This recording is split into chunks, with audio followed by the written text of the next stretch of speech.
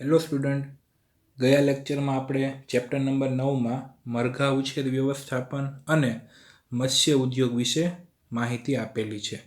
હવે પશુપાલનમાં આગળનો જે ટોપિક છે પ્રાણી સંવર્ધન, એનિમલ બ્રીડિંગ, તો તેના વિશે આજના લેક્ચરમાં માહિતી આપવાની છે. તો પ્રાણી સંવર્ધન એ પશુપાલનનું એક અગત્યનું પાસું છે. પ્રાણી સંવર્ધનનો હેતુ તેમના ઉત્પાદનમાં વધારો કરવો તેમજ તેમના ઉત્પાદનની ઉત્કૃષ્ટ ગુણવત્તા સુધારવી છે. તો કયા લક્ષણો મેળવવા માટે આપણે પ્રાણી સંવર્ધન કરવું જોઈએ તેના વિશે આપણે માહિતી આપીએ.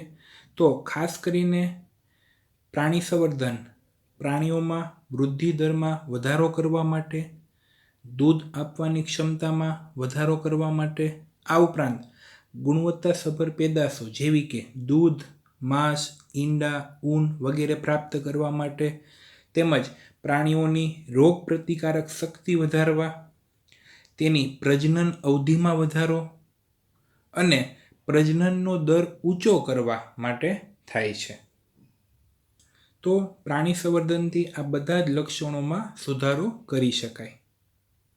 તો જે લક્ષણોની પસંદગી કરવાની છે તે મુજબ આપણે પ્રાણીઓને પસંદ કરવાના છે.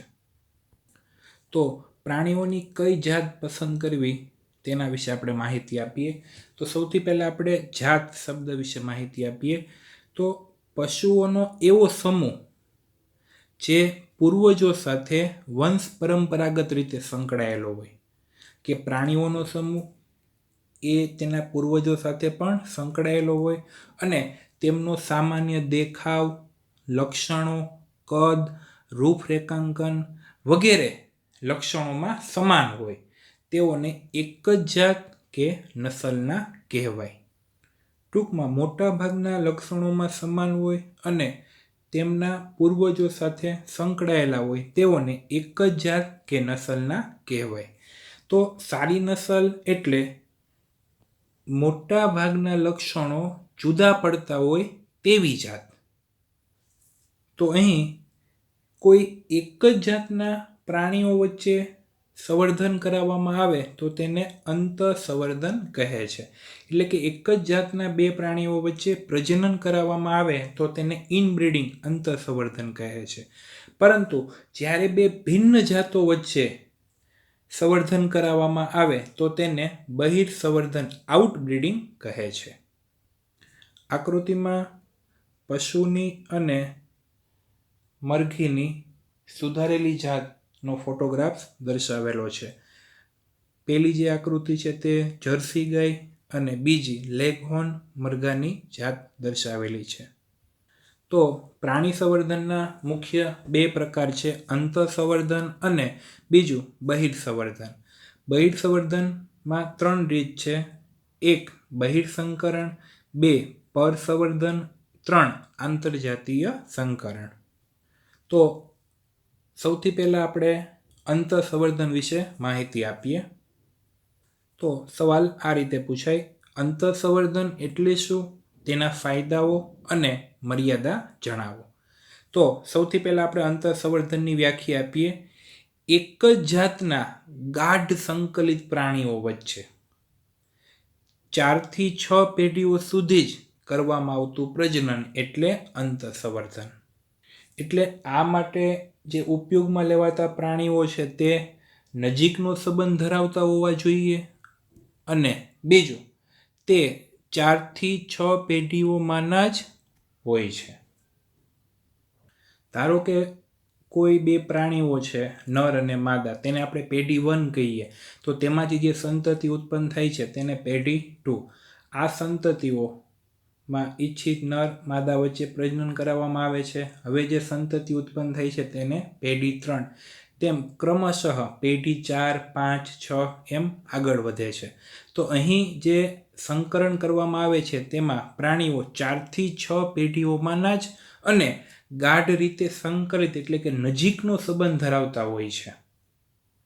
તો આ માટે સૌપ્રથમ એક જાતના શ્રેષ્ઠ નર અને શ્રેષ્ઠ માદાને શોધી તેઓની વચ્ચે સમાગમ એટલે કે પ્રજનન કરાવવામાં આવે છે. તો તેને પરિણામે જે સંતતિ ઉત્પન્ન થાય છે તેનું મૂલ્યાંકન કરવામાં આવે છે અને ફરીથી તેમાંથી પણ શ્રેષ્ઠ નર અને શ્રેષ્ઠ માદાને શોધી આગામી સમાગમ માટે પસંદ કરાય છે. તો અહીં શ્રેષ્ઠ માદા તરીકે ગાય કે ભેંસનો સમાવેશ થાય છે, જે પ્રત્યેક દૂધસ્રવણે વધુ દૂધ આપે છે. એટલે કે વધુ દૂધ આપતી ગાય કે ભેંસને માદા તરીકે પસંદ કરવામાં આવે છે અને શ્રેષ્ઠ નર જેમાં આખલો એટલે કે પાડો જે અન્ય નરની સાપેક્ષે શ્રેષ્ઠતમ સંતતિ ઉત્પન્ન કરી શકે છે, તો તેને નર તરીકે પસંદ કરવામાં આવે છે. તો અંતઃસંવર્ધનમાં નજીકનો સંબંધ ધરાવતા પ્રાણીઓ જે 4 થી 6 પેઢીઓમાંના જ હોય છે તેની વચ્ચે પ્રજનન કરાવવામાં આવે છે. સૌથી પહેલાં શ્રેષ્ઠ નર શ્રેષ્ઠ માદા જે 4 થી 6 પેઢીઓમાંના જ છે ફલન દ્વારા સંતતિ પ્રાપ્ત થઈ છે. આ સંતતિનું મૂલ્યાંકન કરીને તેમાંથી શ્રેષ્ઠ નર શ્રેષ્ઠ માદાને શોધી ફરી સમાગમ કરાવવામાં આવે છે. તો માદા તરીકે ગાય કે ભેંસ અને નરમાં આખલો પસંદ કરવામાં આવે છે. અંતઃસંવર્ધનથી જે ફાયદા થાય છે તેમાં આપણે જોઈએ તો સમયુગ્મતા હોમોઝાયગોસિટીનું પ્રમાણ વધે છે. આગળના ચેપ્ટર નંબર 5માં મેન્ડલે વટાણાના છોડ ઉપર જ્યારે કાર્ય કરેલું હતું ત્યારે જે કાર્યપ્રણાલીનો ઉપયોગ કરવામાં આવેલો છે તે જ કાર્યપ્રણાલી પશુઓની શુદ્ધ જાત મેળવવા માટે પણ થાય છે. તો જે તે પ્રાણીની શુદ્ધ જાત મેળવવા માટે અંતઃસંવર્ધન ખૂબ જ જરૂરી છે. બીજો ફાયદો જોઈએ તો અહીં નુકસાનકારક પ્રચ્છન્ન જનીનો બહાર આવે છે. આવા જનીનોને પસંદગી દ્વારા દૂર કરી શકાય છે. એટલે કે જે જનીનો આપણને જરૂરી નથી, જે નુકસાનકારક છે તેને આપણે દૂર કરી શકીએ છીએ. કારણ કે અહીં શ્રેષ્ઠ નર શ્રેષ્ઠ માદા વચ્ચે પ્રજનન દ્વારા જે સંતતિ પ્રાપ્ત થાય છે તેનું મૂલ્યાંકન કરી ફરી તેમાંથી શ્રેષ્ઠ નર અને માદા પસંદ કરાય છે. તો અહીં શ્રેષ્ઠ ગુણવત્તાવાળા જનીનોનું એકત્રીકરણ થાય છે અને અનિચ્છનીય ઓછા ઉત્કૃષ્ટ જે જનીનો છે તેને દૂર કરી શકાય છે. તો આ અભિગમમાં દરેક સોપાનને પસંદગીનો અવકાશ હોવાથી અંતઃસંવર્ધિત વસ્તીની ઉત્પાદકતામાં વધારો થાય છે.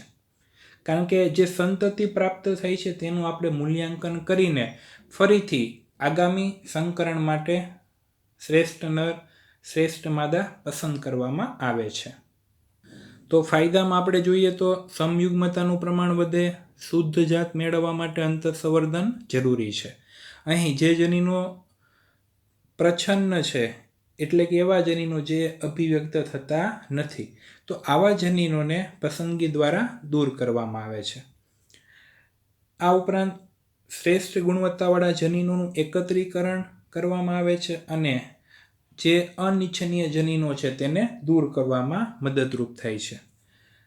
લાસ્ટમાં આપણે કહીએ તો દરેક જે સોપાન છે તેમાં પસંદગીનો અવકાશ હોવાથી અંતઃસંવર્ધિત વસ્તીની ઉત્પાદકતામાં વધારો થાય છે. હવે આપણે જોઈએ અંતઃસંવર્ધનથી જે ગેરલાભ થાય છે અથવા તેની મર્યાદા.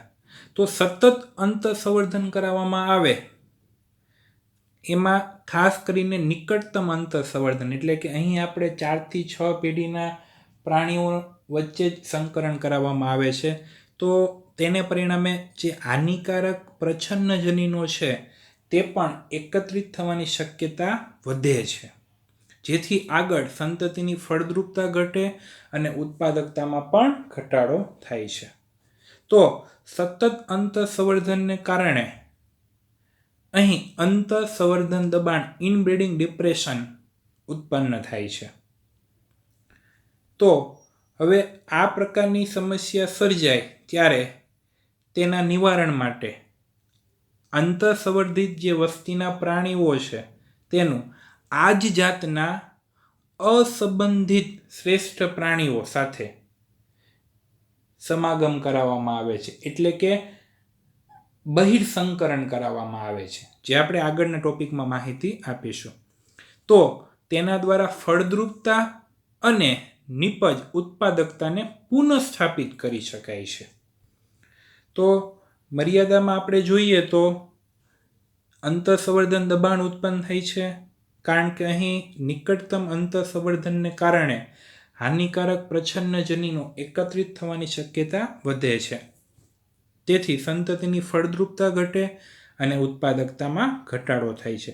તો આ સમસ્યાના નિવારણ માટે આ જે પ્રાણીઓ છે તેને આ જ જાતના અસંબંધિત એટલે કે નજીકનો સંબંધ ન ધરાવતા હોય તેવા શ્રેષ્ઠ પ્રાણીઓ સાથે સમાગમ કરાવવામાં આવે છે, એટલે કે બહિર્સંકરણ કરાવવામાં આવે છે. તો ફરીથી ફળદ્રુપતા અને નિપજ મેળવી શકાય. આગળ આપણે જોઈએ પ્રાણી સંવર્ધનનો બીજો પ્રકાર બહિર્સંવર્ધન આઉટબ્રીડિંગ, જ્યાં બે ભિન્ન જાતો વચ્ચે સંકરણ કરાવવામાં આવે છે. તો બહિર્સંવર્ધન એટલે શું, તેના પ્રકાર વર્ણવો. તો સૌથી પહેલાં આપણે બહિર્સંવર્ધન વિશે માહિતી આપીએ તો બહિર્સંવર્ધન એ અસંબંધિત પ્રાણીઓનું સંકરણ છે, એટલે કે સંબંધ ન ધરાવતા પ્રાણીઓ વચ્ચે સંકરણ થાય છે. મુખ્યત્વે 3 રીતો છે. નંબર 1 બહિર્સંકરણ, નંબર 2 પરસંવર્ધન અને નંબર 3 આંતરજાતીય સંકરણ. જો 4 થી 6 પેઢીઓ સુધી સમાન પૂર્વજ ન હોય તેવા પ્રાણીઓ વચ્ચે સંકરણ થાય તો તેને બહિર્સંકરણ કહેવામાં આવે છે. જો બે ભિન્ન જાત પસંદ કરવામાં આવે તો પરસંવર્ધન, અને બે ભિન્ન જાતિઓ હોય તો તેને આંતરજાતીય સંવર્ધન કહે છે. ત્રણેય જે રીત છે તેમાં વ્યવસ્થિત ધ્યાન આપવાનું છે. 4 થી 6 પેઢીઓ સુધી સમાન પૂર્વજ ન હોય તેવા પ્રાણીઓ વચ્ચે સંકરણ છે તો બહિર્સંકરણ. બે ભિન્ન જાત વચ્ચે સંકરણ કરવામાં આવે છે તો પરસંવર્ધન, અને બે ભિન્ન જાતિઓ વચ્ચે તો આંતરજાતીય સંવર્ધન. તો પહેલી રીત છે બહિર્સંકરણ આઉટક્રોસિંગ. તે એક જ જાતના એવા પ્રાણીઓ વચ્ચે સમાગમ કરાવવામાં આવે છે જેમાં વંશાવળી અનુસાર તેમાં 4 થી 6 પેઢીઓ સુધી બંને પ્રાણીઓના કોઈ સામાન્ય પૂર્વજ હોવા ન જોઈએ. એટલે અહીં જે બે પ્રાણીઓ લેવામાં આવે છે તેમાં વંશાવળીમાં 4 થી 6 પેઢીઓ સુધી પૂર્વજો સમાન ન હોવા જોઈએ, તેને બહિર્સંકરણ કહે છે. અને તેને પરિણામે જે સંતતિ ઉત્પન્ન થાય છે તેને બહિર્સંકરજાત આઉટ ક્રોસ બ્રીડ તરીકે ઓળખાય છે. તો આ રીતે અહીં પેઢી 1માં નર અને માદા વચ્ચે સંકરણ કરવામાં આવે તો પેઢી 2માં સંતતિઓ દર્શાવેલી છે. તેવી જ રીતે પેઢી 2માં નર અને માદા વચ્ચે સંકરણ કરવામાં આવે પેઢી 3ની સંતતિઓ દર્શાવેલી છે. તેવી જ રીતે પેઢી 4ની સંતતિઓ, પેઢી 5ની સંતતિઓ. તો અહીં જે સંકરણ કરવામાં આવે છે તેમાં 4 થી 6 પેઢી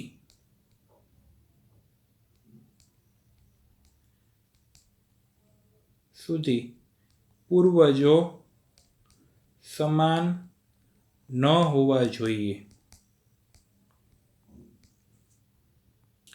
એટલે કે અહીં કોઈ એક જાત નર તરીકે પસંદ કરેલી છે તો આવી જ કોઈ બીજી પેઢી 4 થી 6 પેઢી પછી તેમાં માદા પસંદ કરવામાં આવે છે અને પછી સંકરણ થાય છે, પરંતુ તેમાં અગાઉની 4 થી જે 6 જનરેશન છે તે સમાન હોવી જોઈએ નહીં. ખાસ બહિર્સંકરણથી ફાયદો એ થાય છે કે આ પદ્ધતિ એવા પ્રાણીઓ માટે ઉપયોગી છે જેઓની દૂધ ઉત્પાદન ક્ષમતા ઓછી હોય તેમજ આ પ્રાણીઓ માંસ માટે ઉપયોગી છે. તો આ પદ્ધતિથી આવા પ્રાણીઓમાં માંસનો દર વધે છે. તો માત્ર એક જ વાર જો બહિર્સંવર્ધન કરવામાં આવે તો તે અંતઃસંવર્ધન દબાણને દૂર કરવામાં ઉપયોગી છે. તો ઇનબ્રીડિંગ ડિપ્રેશન અંતઃસંવર્ધન દબાણ અંતઃસંકરણ દ્વારા ઉત્પન્ન થાય છે. તો તેના નિવારણ માટે બહિર્સંકરણ કરાવી શકાય.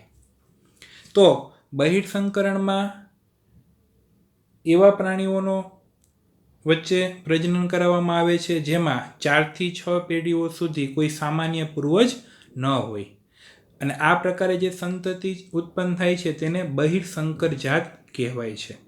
આ પદ્ધતિ એવા પ્રાણીઓ માટે ઉપયોગી છે જેઓની દૂધ ઉત્પાદન ક્ષમતા ઓછી હોય તેમજ માંસ માટે ઉપયોગી હોય. તો તેવા પ્રાણીઓમાં માંસનો દર વધારે છે.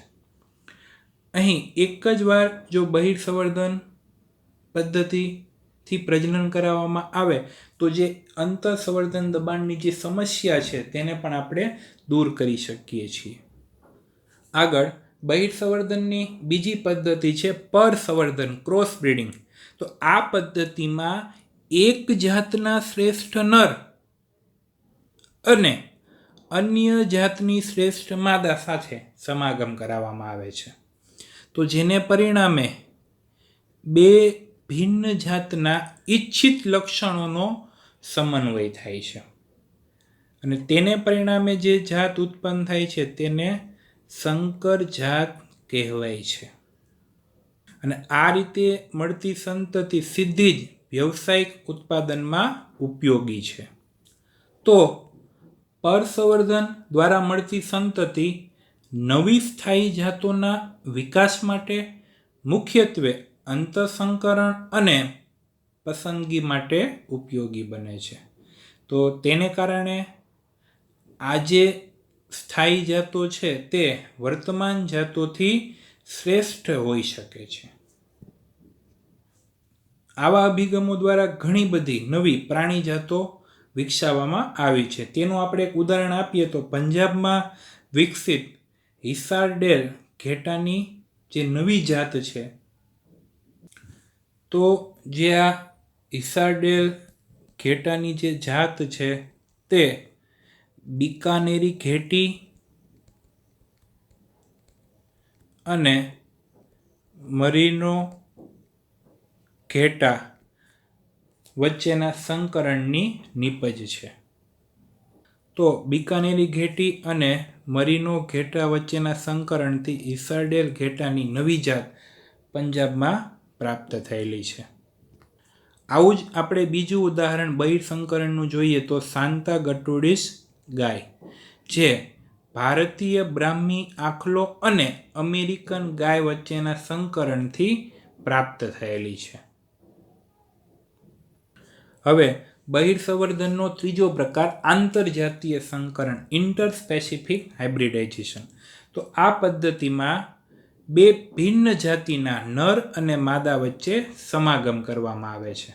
તો અહીં બે ભિન્ન સંબંધિત જાતિઓના નર અને માદા વચ્ચે પ્રજનન કરાવવામાં આવે છે, જેને પરિણામે ઉદ્ભવતી સંતતિમાં તદ્દન જુદા જ લક્ષણો જોવા મળે છે. કેટલાક કિસ્સાઓમાં સંતતિમાં બંને પિતૃઓના ઈચ્છિત લક્ષણો પણ જોવા મળે છે, અને તેનું એક આગવું આર્થિક મહત્વ પણ હોય છે. આંતરજાતીય સંકરણનું ઉદાહરણ છે ખચ્ચર, જે માદા ઘોડો અને નર ગધેડાનું સંકરણનું પરિણામ છે. તો ખચ્ચર વિશે આપણે માહિતી આપીએ તો ઘોડા અને ગધેડાની તુલનામાં ખચ્ચર વધુ શક્તિશાળી અને ખમતીધર હોય છે. પરંતુ એક આપણે ગેરફાયદો કહીએ કે અહીં જે ખચ્ચર પ્રાપ્ત થાય છે તે વંધ્ય હોય છે. અન્ય ઉદાહરણમાં આપણે જોઈએ તો જંગલી ગધેડા અને માદા ઝીબ્રાના સંકરણથી એસ્બ્રા અને સિંહ અને વાઘણ વચ્ચેના સંકરણથી લાયગર ઉત્પન્ન થાય છે. પરંતુ અહીં પણ ખચ્ચર, એસ્બ્રા, લાયગર પ્રજનન ક્ષમતા ધરાવતા નથી, એટલે કે તે વંધ્ય હોય છે. તો આજે આપણે પ્રાણી સંવર્ધનની જે બે રીત છે, અંતઃસંવર્ધન અને બહિર્સંવર્ધન, તેના વિશે સામાન્ય માહિતી આપી. અને કઈ રીતે નવી પ્રાણીજાત પ્રાપ્ત કરી શકાય તેની જુદી જુદી પદ્ધતિઓનો અભ્યાસ કર્યો. તો બધી પદ્ધતિઓ વ્યવસ્થિત તૈયાર કરવી અને જે અહીં આપેલા જે મુદ્દાઓ છે તેને એક વખત નોટબુકમાં લખી લેવા. Thank you.